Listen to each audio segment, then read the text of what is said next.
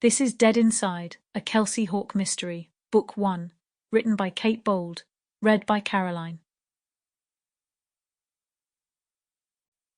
Prologue.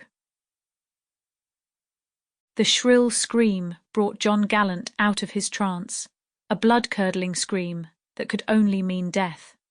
He had been staring out into space, half watching his daughter, Kimberly, as she waved at him from the small teacup that was going round and round in front of him.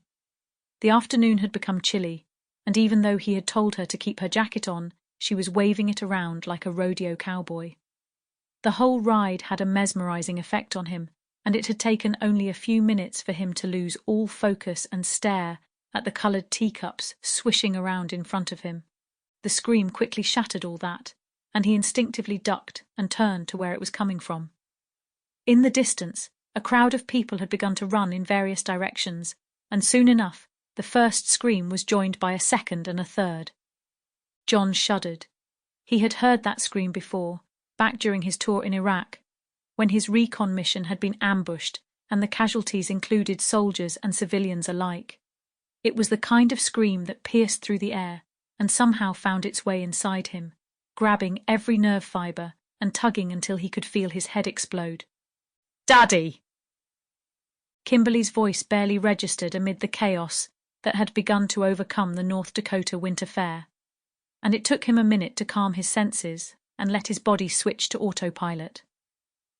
He glanced toward the stage to see the cause of the terror. In the midst of the light-hearted ice sculptures was a woman frozen in time.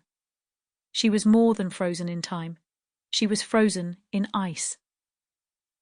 Quickly, he jumped the small fence that separated the spectators from the riders and snatched Kimberly from the moving cup as it slowed to a stop. Grabbing her hand, he quickly led her out and towards where his wife was waiting. Samantha Gallant was already running to them.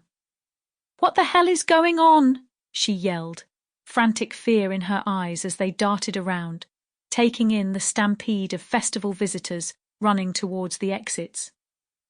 "Take Kim to the car and wait for me there," John shouted over the commotion. "If I'm not out in 20 minutes, drive home." "John!" Samantha shouted after him as he raced away. "John!" John ignored her and picked up the pace, weaving between the crowds running against him. He pulled out his Glock and badge, making sure they were visible, and scanned the crowd, trying to make sense of what everyone was fleeing from.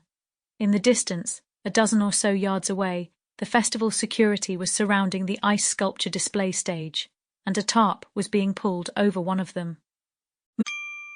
Sample complete. Ready to continue?